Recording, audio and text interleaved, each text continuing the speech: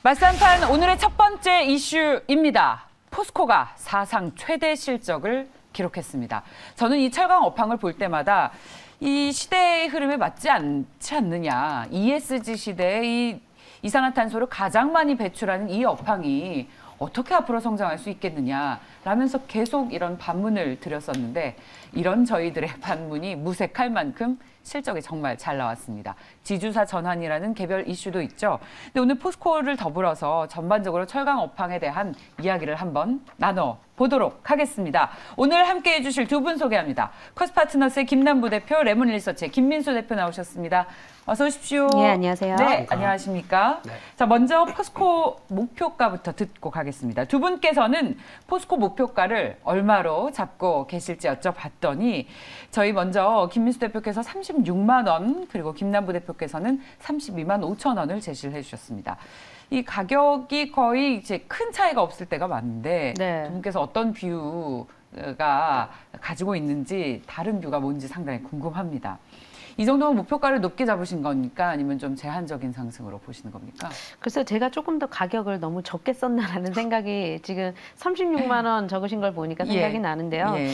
직전 고점이 이제 37만 원 선에 있으니까 그 정도 부분까지는 반등이 나오지 않겠느냐라는 생각을 하셨던 것 같아요. 근데 저 같은 경우에도 일단 철강주의 강세에 대해서는 뭐 계속해서 좀 지속이 되리라고 보고 있고 그 안에서 대표 기업이기 때문에 주가가 올라가겠다라는 이제 측면에서 이제 32만 5천 원은 적긴 적었는데 이런 게 있어요. 이제 올해 상반기부터 철강주가 시장에 대세가 되지 않을까라고 생각을 했던 것이 중국에서 이제 금리 인하를 하기 시작하면서 경기 부양을 하겠다라는 어떤 그런 의지를 잃게 됐고요.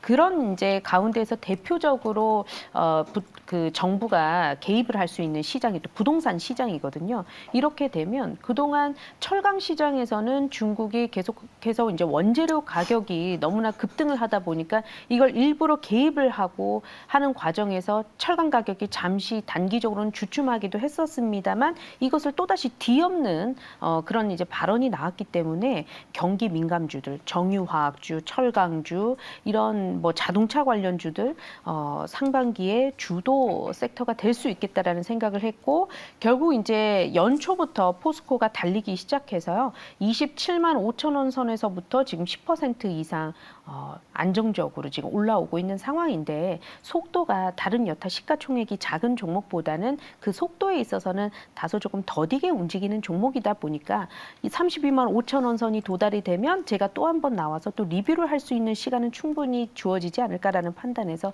일단 1차 목표가 정도로 좀 해석을 해주시면 될 것 같습니다. 작년에도 좋았어요. 41만 원까지 갔고 철강 업황에 대한 기대감은 여러 모멘텀으로 좋았습니다. 근데 두 분께서 보시는 철강주에 대한 투자 매력도의 포인트를 보면 왜 철강주들이 지난해 각광을 받았는지 또 알 수 있을 겁니다. 여쭤봤습니다. 그랬더니 우리 상큼한 김민수 대표께서는 중국 모멘텀 그리고 김남부 대표께서는 방금 말씀하셨듯이 이제 올해는 중후장대한 산업이 이끌 것이기 때문에 네. 이 경기 민감주의 대표주인 철강주 포스코 매력이 있다는 말씀해 주셨습니다. 두 분 나오시니까 시청자분들이 정말 좋아하시면서 상큼한 레몬 아침입니다 라는 인사를 주셨습니다. 레몬 드시죠. 네, 중국 모멘텀은 어떤 것이 매력이 있다고 보시는 겁니까, 대표님? 네, 실적 지금 나오는 거랑은 뭐 주가와는 상관이 없는 것 같습니다. 거의 무색하게. 한 분기에 2조 넘게 버는 회사가 시총이 25조입니다. 네, 말 다 했죠. 예. 네, 누구나 다 압니다. 싸다고 생각하고 있고. 그런데 그렇죠. 지금 모멘텀이 없고 거기다가 피크아웃이라면서요. 그냥. 네, 철강 업황이요? 네. 업황이? 네, 지금이 가장 실적 좋을 거고 계속 감익될 것이다. 라고 하다 보니까 그냥 한쪽에 치워놓고 별 생각 안 하는 종목들인데 그렇군요. 근데 변화가 나올 소지는 충분하다고 봐야 될 것 같고요. 그런 쪽에 첫 번째가 중국 모멘텀. 그러니까 즉 중국이 실물 경기 회복시키기 위해서 아마 빠르면 또 내일이죠. 내일부터 또 이어질 또 LPR이라고 하는 대출 우대 금리 이쪽을 인하할 가능성도 얘기를 하고 있는데 아마 제가 보기에는 전인대까지 나올 때 한두 번 정도는 계속 금리 인하가 나올 가능성이 높다라고 하게 되면 실물 경기 부양 쪽에 초점이 맞춰지면서 위축됐던 경기의 변화. 그렇게 되면 아마 이제 본격적으로 철광석 가격도 변하기 시작한다. 그러면 예. 또 재조명이 될 수 있겠죠. 그런 몇 가지 모멘텀을 보시면서 대응할 필요가 있는데 그러면 어떤 경기 민감주를 볼 때 가장 큰 논리는 그겁니다. 워낙 쌉니다. 다 싼데 잘 안 갑니다. 그러다 보니까 잊혀지고 있는데 그러다가 변화 모멘텀 몇 개만 나오게 되면 최근에 은행주 같은 경우도 마찬가지겠죠. 저렇게 올라가는 각도 보세요. 거의 뭐 수직 상승으로 급등주 패턴으로 올라가는 이런 패턴이 나오다 보니까 예. 그럴 개연성이 충분히 있기 때문에 그렇군요. 예, 근데 이거를 그렇다고 사서 기다리는 것도 좋겠지만 그런 반응이 나온다, 시장이 그쪽으로 쏠린다 그러면 그때 따라 사도 됩니다. 그래도 수익은 충분히 날 수 있다라는 쪽으로 바라보되 또 하나가 물적 분할 관련된 이슈죠. 근데 포스코의 물적 분할 가지고 저희가 그냥 물적 분할이면 무조건 뭐 안 된다, 뭐 어떤 경기일 듯이 생각하시면 안 되고요. 물적 분할을 통해서 자회사가 이제 밑으로 내려간 다음에 그거를 상장했을 때 이중 계산에 대한 문제점들 이런 것들에 대해서는 우려는 있지만 만약에 이 물적 분할을 하는 이유가 이 자회사가 상장을 해서 이 상장 차액을 통해서 회사를 성장시킨다라고 하는 가장 큰 논리가 있겠죠. 근데 지금 포스코 같은 경우는 물적 분할을 시켜도 이거를 돈이 없어서 이 회사를 상장을 해야 될 이럴 이유가 없지 않습니까? 그러면 비상장으로 가겠다는 약속은 계속 지켜줄 수 있겠다라고 하게 되면 제가 보기에는 그렇게 시장에서 얘기하듯이 물적 분할은 안 돼. 이건 아닌 것 같습니다. 네. 이사회 모멘텀이 뭐 그렇게 주가에 악영향은 아니다. 오히려 시장에서는 기대를 걸고 있는 것 같습니다. 자, 이 말씀 속에서 저도 이제 포인트로 들었던 것이 금융주, 이런 중후장대한 종목들, 저희가 무거워서 개인 투자자분들은 단기간에 수익 내기 뭐 별로 재미없는 종목이라고 보시는데 요즘 금융주들이 움직이는 패턴을 보면 시장에서 관심이 한꺼번에 확 몰리면 개별주처럼 확 올라간다. 포스코를 비롯한 철강주도 그런 측면으로 움직일 가능성이 있다라는 네. 말씀을 해주셨는데 그 시점은 지금 아직 아니라는 거예요. 바닥권에서 많이 좀 올라왔다는 저는 그런 느낌을 받는데 지금 저희가 타이밍까지 어떻게 맞추겠습니까? 그냥 개연성이 높다라고 하게 되면 그때 시장 반응이 나왔을 때 뭐 아니면 뭐 조금 사봤다가 그때 본격적으로 추가 매수할 수도 있는 것 같고요. 그래서 이제 개연성은 충분히 있는 상황이다라는 쪽으로 보시면서 확인하셨으면 좋겠습니다. 이게 우리나라가 철강업황이 반사 이익을 받았던 게 중국에서 이제 이산화탄소 배출 안 한다고 하면서 탄소 중립한다면서 철강 생산을 아예 안 했잖아요. 호주랑도 갈등 일으켰고. 네. 그러니까 상대적으로 우리나라 철강을 많이 써버린 거예요. 근데 이제 올림픽 끝나고 나면 다시 말을 또 바꿔서 여기서 저가 철강을 계속해서 생산해내면 우리가 오히려 올림픽 이후에 이런 모멘텀을 잃게 되진 않을까라는 우려를 가지고 있습니다. 네, 그런 대답 좀 부분들도 해주세요. 예, 생각을 해봐야 될 것 같아요. 예. 왜냐하면 지금 우리가 그동안 이런 얘기를 해드려야 될 것 같아요. 철강은 중국의 어쨌든 공급 과잉이라는 어떤 그런 이슈 속에서 계속해서 주가가 흐름을 보여왔었습니다. 지금은 아마 공급 과잉의 거의 끝자락에 와 있지 않을까라는 생각을 해요. 정부가 개입을 해서 말씀 주셨던 환경적인 어떤 그런 규제 이런 부분들을 좀 신경을 쓰긴 썼죠. 그런데 대형 이벤트가 지나가게 돼서 다시금 이 공급 과잉 쪽으로 또 올라서게 되면 한 가지 좀 문제가 될 수 있는 것이 지금 철강 가격 스프레드가 굉장히 견조하게 유지가 되고 있습니다. 예. 그런데 이 균형을 깨트릴 수 있는 것이 바로 환경 부담 비용이에요. 그래서 이런 부분에 있어서 중국의 비도덕적인 어떤 그런 얘기들이 이슈화가 됐었을 때에는 전 세계적으로 이 환경 비용 부담에 대해서 공론화시켰을 때 이런 부분들이 상당히 좀 이슈적으로는 논란을 일으키지 않을까라는 생각을 하고 있고요. 굉장히 견조했었던 이런 스프레드 가격이 또다시 한번 출렁일 수 있는 그런 시기는 이벤트적으로 놓고 보면 올림픽 이후가 되지 않을까라고 보고 있습니다. 뭐 그렇다 그러면 지금 한 1월 중순 정도에 와 있다라고 보고 약 한 달에서 한 달 조금 넘은 그 시각 이후에 우리가 조금 더 긴장을 해야 될 것 같고요. 지금 철강주들이 연초부터 조금씩 올라서기 시작했죠. 그 네. 당시에 가서 주가 레벨이 상당히 중요할 것 같습니다. 주가 레벨이 만약에 그렇게 높지 않다라고 했었을 때에는 그러한 이슈들도 비교적 가볍게 넘어갈 수 있겠지만 주가가 많이 올라선 상황에서 그러한 이슈들이 나왔을 때에는 홍역을 앓을 수 있는 그런 이슈로 또 돌변하기 마련입니다. 증시에서는. 그래서 그런 부분들은 우리가 좀 경각심을 갖고 투자를 하되 기본적인 맥락으로는 중국이 경기 부양 카드를 지금 만지작거리면서 철강 가격이 굉장히 견조한 움직임 보여주고 있고 또 중국 내의 철강주들의 주가 흐름도 연초부터 계속해서 좋은 움직임들 보여주고 있기 때문에 이런 부분들을 생각을 해본다면 지금은 너무 우려의 시각보다는 그래도 안정적인 투자처라고 좀 내다봐도 되지 않을까라는 의견을 말씀드려보도록 하겠습니다. 철강주가 오르는 것은 말씀처럼 전 세계적인 요즘 흐름이에요. 간밤에 미국에서도 US 스틸이 많이 올랐더라고요. 그렇다면 두 분께서는 어떤 철강주를 좋아하시는지 또 여쭤봤습니다. 어떤 종목을 매수하면 좋을까요? 물어봤더니 김남부 대표께서는 동국제강, 김민수 대표께서는 세아제강지주를 가지고 나오셨습니다. 어떤 내용입니까, 대표님? 네, 저 먼저 시키시네요. 네, 앞서 US 스틸 얘기를 하셨는데 예. 지금 친환경 쪽에 가장 많은 미국의 철강사는 누코입니다. 네, 특히 전기로로 가장 먼저 친환경으로 바뀌어 있고 그러다 보니까 훨씬 더 단가도 비싸지만 아마 중기적으로 보게 되면 누코가 더 열일하지 않을까라는 쪽인데 중요한 건 미국도 지금 공급 부족입니다. 쉽게 말씀드리면 이제 인프라 투자를 하기 시작하게 되면은 미국 내 생산량 가지고 턱없이 부족합니다. 그럼 어디서 가져올까요? 그러면 예전처럼 뭐 중국에서 이렇게 원활하게 들어올까요? No, no China 이렇게 되겠죠. 네. 그러면 그 수입 그 필요한 부분들을 이탈리아나 또 일본, 한국에서 조달하게 되면 수혜이지 않을까요? 라는 생각을 하면서 그 중에 하나 세아제강 지주를 그의 수혜 쪽으로 바라보고 있는데요. 강관 쪽의 대명사고 거기다가 또 이제 지주다 보니까 지주에서 그럼 세아제강 사지라고 하실지 모르겠는데 자회사 중에서 세아 인터내셔널이라고 있습니다. 예. 이게 해외를 모두 총괄하는 대표적인 회사인데 앞서 말씀드렸듯이 글로벌 인프라 투자가 확대됐었을 때 가장 큰 수혜를 볼 수 있는 쪽, 특히 관광 같은 경우는 구조용도 있고 배관용도 있다 보니까 다 영향을 끼칠 것 같고 풍력도 합니다. 영국과 함께 영국 정부와 함께 손잡았죠. 예, 기대감이 높습니다. 이상입니다. 좋습니다. 네. 세아제강 지주를 가지고 나오셨습니다.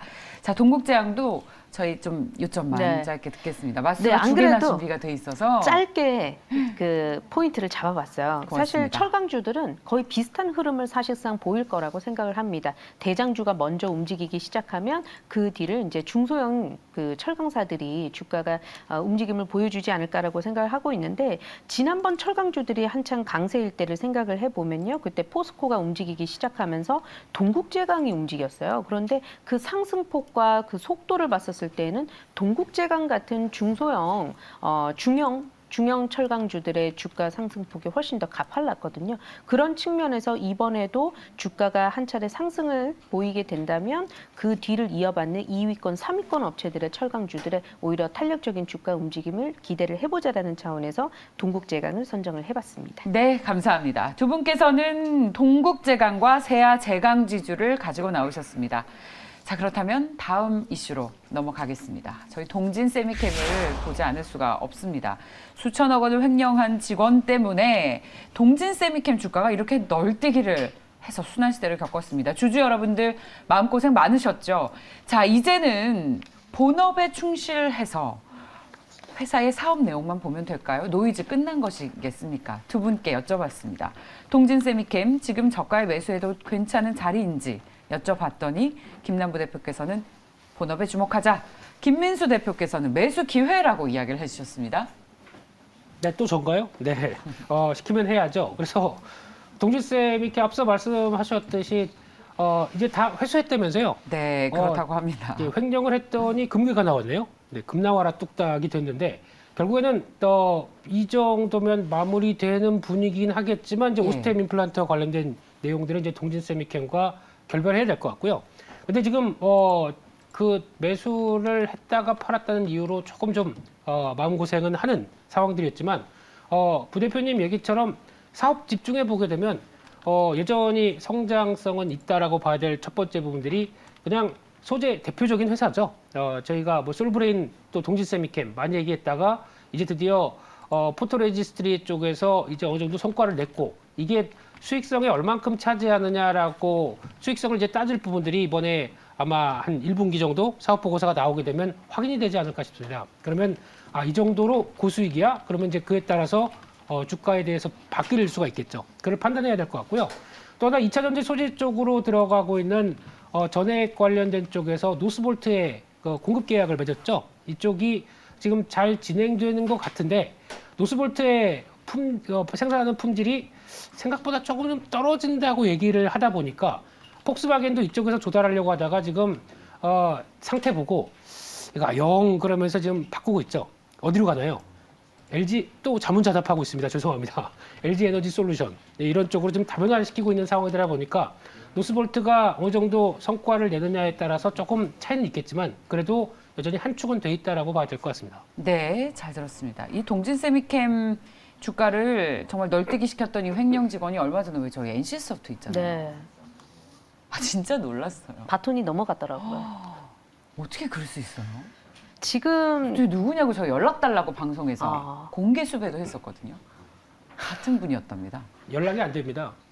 차가운 데 계시니까요. 예. 네. 야, 일단 지금 보니까 예. 그로부터는 동진 세미캠은 서서히 좀 벗어나는 것 같고요. 그렇습니다. 제가 비슷한 질문을 다른 코너에서 질문을 받았을 때 아직은 좀 기다려야 된다라는 얘기를 드렸어요. 왜냐하면 그 당시에는 아직 동진 세미캠 주식을 보유를 하고 있기 때문에 그 가치가 한 수백억 단위에 달한다면 오버행 이슈가 나타날 수 있었던 그런 상황이었거든요. 예, 예. 근데 그런 부분들에 대해서 보도가 깔끔하게 나왔던 상황이 아니었기 때문에 이제 진실이 어느 정도 좀 확인이 된다면 그때 가서 좀 평가를 해보자라고 말씀을 드렸었고요. 일단 이런 부분들이 지금 이번 주 들어서서 좀 확인이 되고 있는 것 같습니다. 그동안 보니까 앵커님이 말씀 주셨던 것처럼 NC소프트도 우리가 그날을 분명히 기억을 하고 있어요. 그날 그렇게 많이 사들였던 개인이 도대체 누구였을까 싶었는데 그분이었어요. 사실 택진이 형 아니냐고. 네. 택진이 형 연락 주세요 이랬잖아요. 택진이 형께 심심한 사과의 말씀을 드리겠습니다. 네. 일단 그런 상황에서 지금 동진 세미캠이 이제 루머를 벗어나서 예. 이제 본연의 사업의 가치에 좀 주목을 해봐야 되겠죠. 그래야죠. 저는 2차 전지 소재도 소재지만 감광액, 포토레지스트 결국 이쪽은 양산을 했고요. 아직까지는 일본 쪽으로부터 가져다 쓰고 있는 그런 부분들이 분기 실적에 여전히 지금 현재 상황에서는 녹여져 있는 그런 상황인데 내년이 되게 됐었을 때 이제 올해가 되게 됐었을 때 올해 1분기에 이런 부분들이 이제 실적으로 과연 얼마만큼 팔렸고 실제로 팔았을 때 영업이익이 얼마나 남는지에 대한 평가가 시작이 될 것 같아요. 그러면서 점차적으로 감광액을 국산 용품을 이제 쓰기 시작하면서 동진 세미캠이 사실상 거의 뭐 주도하고 있고 유일무이하다 보니까 이런 쪽에서의 발돋움할 수 있는 그런 시기가 올해가 되지 않을까라고 판단을 내려서 그러한 측면에서 주가가 마침 또 눌림목이 형성이 됐기 때문에 지금부터는 본격적으로 좀 살펴봐도 되지 않을까라는 의견을 제시 도와드리도록 하겠습니다. 아이디 일넨 머스크님께서 그 많은 돈을 가지고도 주식 투자 손해보는 게 대단하다 라고 하셨습니다. 동감하시죠?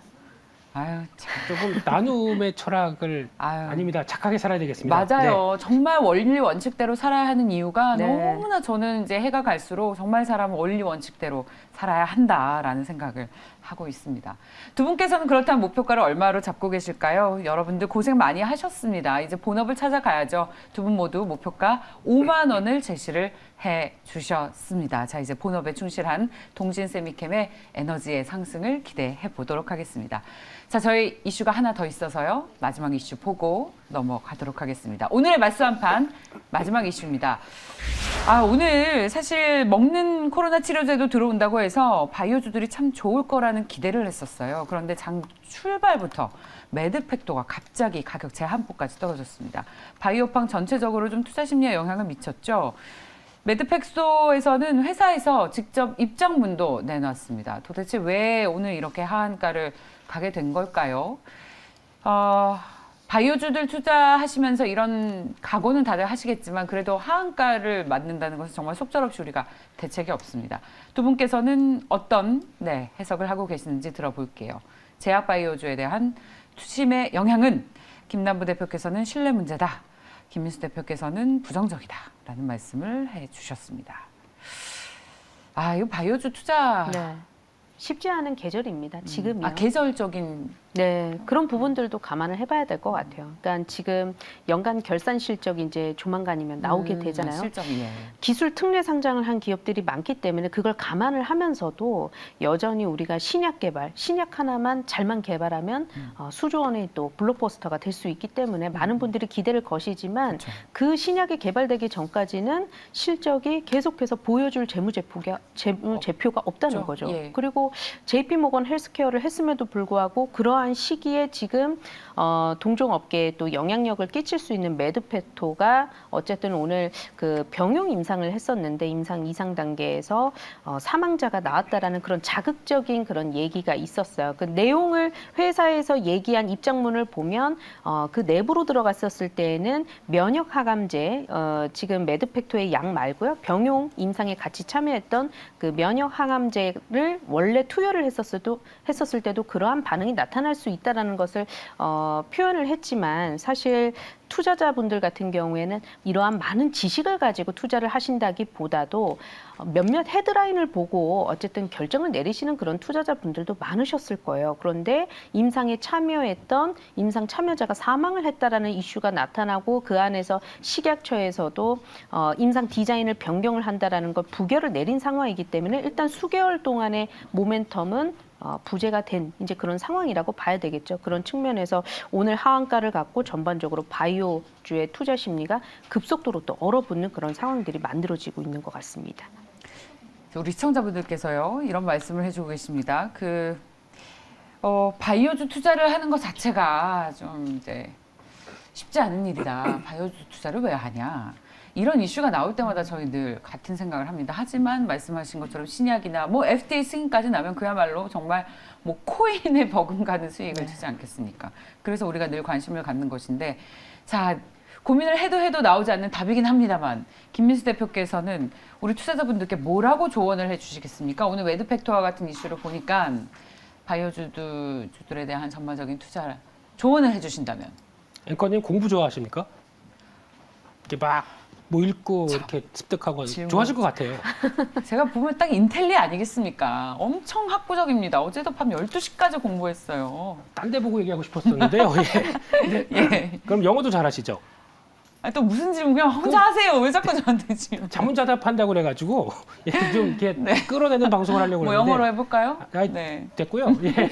그래서 이렇게 좀 어느 정도 기초 지식과 좀 내가 그래도 연구할 마음이 있다라고 하시는 좀 학구적인 분들이 많이 하시더라고요. 아, 바이오요? 네. 그래서 근데 이게 학구적인 영역을 벗어나는 너무나 전문성 있는 그러니까 얘기하다 분야 보면은 아니겠습니까? 제가 더 많이 쫄린다 이런 생각이 많이 듭니다. 워낙 이렇게 공부 많이 하시는 분들도 많고. 네. 근데 이런 뉴스 하나에 이렇게 턱 하고 주가가 안 될 정도면 맞습니다. 예. 어렵죠. 특히 그래도 기대감이 많았던 게 머크랑 병용을 같이 하다 보니까 뭔가 좀 성과가 나오지 않을까라는 부분들이 임상 이상에서 꺾였습니다. 특히 심각한 부작용, 그냥 부작용도 아니고 심각한 부작용이 뭐 피부나 간의 독성이라고 하게 되면 솔직히 더 진행하기 힘들다고 봐야 되겠죠. 그러다 보니까 이제 임상 이상이면 그 사이에 들어간 비용이나 여러 가지가 많을 텐데라고 하는 부담감도 같이 있다 보니까 이렇게 신약 개발하기 어렵구나라는 부분에 대한 다시 재조명이 나온다고 봐야 될 것 같고요. 그렇게 되면은 다른 업체들도 혹시 이런 생각이 들겠죠. 그래서 여전히 맞습니다. 투자 심리는 그렇게 썩 좋지 못하다라는 관점 쪽에서 바라봐야 될 것 같습니다. 예. 네. 자, 쉽지 않은 내용이었는데 두 분께 저희가 고견을 들어봤습니다. 오늘 바이오주 투자에 대한 의견까지 함께 했습니다. 두 분과 함께해서 저도 참 유익했습니다. 레몬리서치의 김민수 대표, 커스파트너스의 김남부 대표였습니다. 고맙습니다. 네, 감사합니다.